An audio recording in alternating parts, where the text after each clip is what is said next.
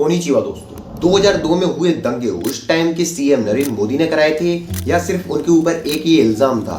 Godhra train accident था या फिर ये सोची समझी साजिश थी? और इस दंगे की शुरुआत हुई कैसे और आगे चल के कैसे ये दंगा शांत हुआ? तो आज की वीडियो में हम पूरा ये मामला समझेंगे शुरू से लेके एंड तक। तो इस वीडियो को आप लाइक जरूर कर दें फॉर यूट्यूब एल्गोरिथम। जब चुनाव होता है तो लोग वोट देते हैं सरकार चुनने के लिए, या तो वोट लोग देते हैं सरकार को हटाने के लिए, लेकिन यह पहला चुनाव ऐसा। तो आप यहाँ कह रहे हैं उनको सपोर्ट करें जिसने गुजरात में 11,000 करोड़ का कर्जा कर दिया, वो इस देश में विकास कैसा लाएगी? पहली बात तो यह है कि जो that times induced Dilawar Syed has seen it all in the last 1 decade.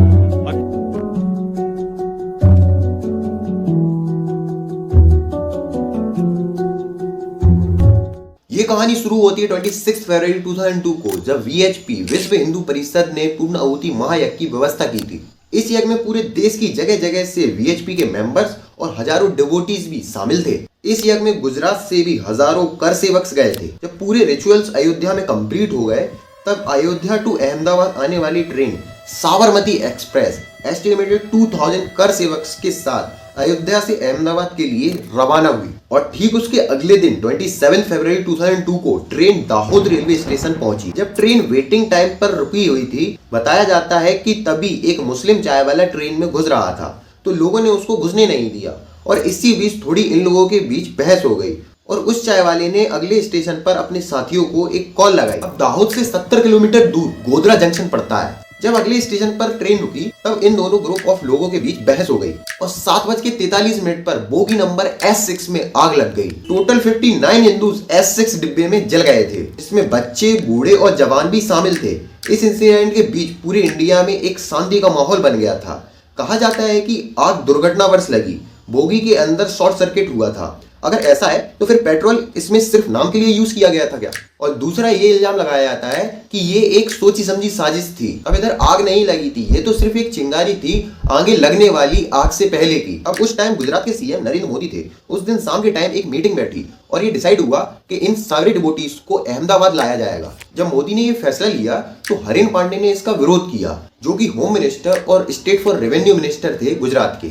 और ठीक साल भर बाद 2003 में इनका मर्डर हो गया और ठीक वैसा ही हुआ जैसा मोदी ने कहा था। इन डिवोटीज को अहमदाबाद लाया गया, ना कि उनके घर पर भेजा गया उनको। ये बात पूरे इंडिया में अगले कुछ घंटों में फैल गई और अहमदाबाद में कर्फ्यू भी नहीं लगाया गया था और अगले 3 दिन तक कंडीशन अनकंट्रोलेबल हो गई। पूरे गुजरात में प्रोटेस्ट होना स्टार्ट हो गया। बसेस, कार्स, शॉप्स जला दी गई और जो भी मुस्लिम दिख रहा था उसको टारगेट बनाया जा रहा था। और ये मामला इधर ही नहीं रुका, औरतें, बच्चों को भी मारा गया, लड़कियों के साथ रेप भी हुआ। इतनी घटिया सिचुएशन हो गई थी उस टाइम की कि लोग घर से बाहर निकलने में भी डर रहे थे।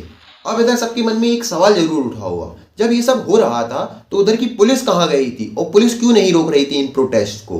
पुलिस ने इन दंगों को रोकने की बहुत कोशिश की, बट ज्यादातर अपनी मिशन में पुलिस फेल ही हुई। 3 मार्च 2002 तक गुजरात की हालत यही रही। अहमदाबाद, गांधीनगर, महसाना, नरोदा, गोधरा, राजकोट, बड़ोदरा, सूरत और टोटल 23 जगह पर इतने दंगे हुए। डेटा की माने तो 1044 डेथ्स हुई, 223 मिसिंग रहे और 2500 लोग इंजर्ड हुए। और 1044 डेथ्स में से 790 मुस्लिम्स थे, 254 हिंदूज थे। कहा जाता है ये तो ऑन पेपर लोग थे। लाखों लोग इस इंसिडेंट में बेघर हो गए। इंसिडेंट के जस्ट बाद मोदी गवर्नमेंट ने एक इन्वेस्टिगेशन भी कराई केजी शाह के द्वारा, लेकिन इसमें लोगों ने प्रोटेस्ट करते हुए कहा कि शाह मोदी गवर्नमेंट के करीबी हैं तो उनकी फेवर में ही रिपोर्ट करेंगे। कि जस्ट बाद सुप्रीम कोर्ट के जज जीटी नानावटी को इस इन्वेस्टिगेशन में शामिल किया गया था। गुजरात दंगों के बाद मोदी के ऊपर ये एलिगेशन लगाए गए थे कि मोदी ने इन दंगों को रोकने की कोशिश नहीं की थी। आईपीएस ऑफिसर संजीव भट्ट ने इसका इल्जाम लगाया था। संजीव भट्ट ने कहा था कि मोदी ने मीटिंग में ये एड्रेस किया था कि मुस्लिम्स को इसका जवाब मिलना चाहिए कि हिंदूज भी एकता में रहते हैं। बट बाद की इन्वेस्टिगेशन में पता चला कि संजीव भट्ट उस मीटिंग में थे ही नहीं। संजीव भट्ट अहमदाबाद आईपीएस ऑफिसर थे 2002 के, तो उनको उस मीटिंग में क्यों नहीं बुलाया गया? एलिगेशन इधर ही नहीं रुके। वीएचपी के नेता बाबू बजरंगी ने मोदी पर एक एलिगेशन लगाया। उसके साथ में एक खड्डा भी है बहुत बड़ा, वहाँ मैदान में सबको मारा हुआ। हमने 7 बजे फोन करके गृह मंत्री को बता दिया था और जयदीप भाई को भी बता दिया था कि इतने लोग मरे हैं, आप अब संभाल लेना। इन्होंने कुछ भी किया कि नहीं संभला। क्या हुआ, रात को 2:30 बजे मेरे नाम का एफआईआर हो गया। तो नरेंद्र भाई उसके लिए आए थे, वो पूरे अहमदाबाद में घूमे थे, जहाँ जहाँ मियाँ है ना वहाँ इसके लिए घूमे थे। हिंदू में, यहाँ मुसलमान रहते हैं, यहाँ हिंदू रहते हैं, तो हिंदू में जाके आया कि नहीं अच्छा किया और करो। ये जेल गए तो जेल में आप बताइए ना, छुड़वाया किसने? बताइए इनको कैसे छुड़वाया? हमको तो जेल से नरेंद्र भाई ने छुड़वाया। उन्होंने जज बदले और जज बदल के फिर नरेंद्र भाई ने सेटिंग की और नरेंद्र भाई ने हमको छुड़वाया, तो हम नहीं छूट सकते। फिर नरेंद्र भाई ने हमारे को संदेशा भेजा कि ठहर जाओ, मैं अभी सेटिंग करता हूँ, अभी टाइम निकल गया है। फिर उन्होंने अक्षय मेहता करके एक जज को भेजा, जज ने फाइल नहीं देखी, कुछ नहीं, बोले ग्रांटेड, और सब जेल खाली कर दी वहाँ, बाहर आ गए हम लोग। तो वो ये काम हम तो भगवान इसके लिए मानते कि इनके काम के लिए आज हमको बोले, हिंदुत्व के लिए हम मरने तैयार है। हमारी एफआईआर में लिखा गया है एक को प्रेग्नेंट थी, उसको हमने चीर दिया,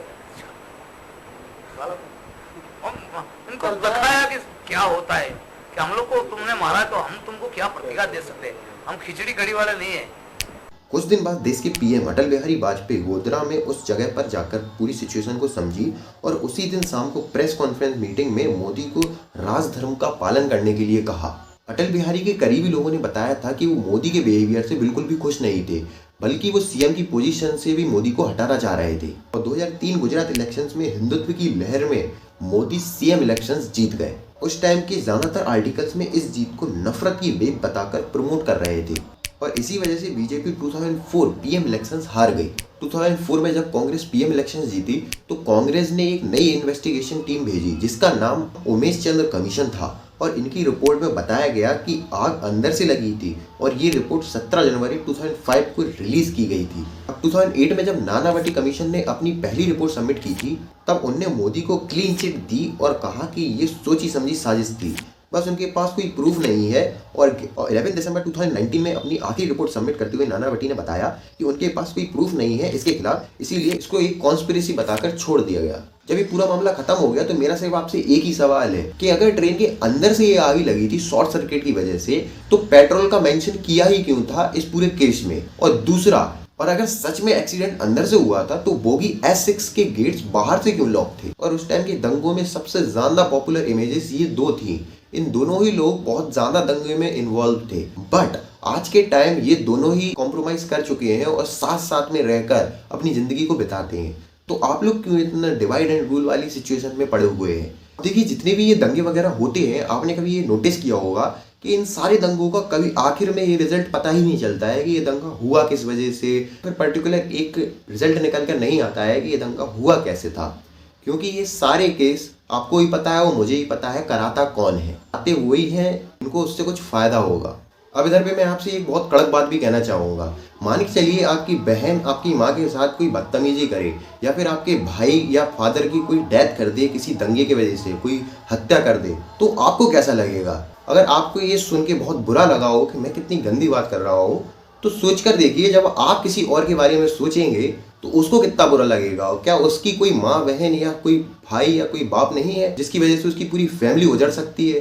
तो जब आप अपने बारे में ऐसा नहीं सोच सकते तो प्लीज़ दूसरों के बारे में कभी ऐसा मत सोचा कीजिए कि इसके संग में ऐसा हो जाए, हम इनको सारा नष्ट कर देंगे, हम इनको ख़त्म कर देंगे। ये कोई अच्छी सीख नहीं है।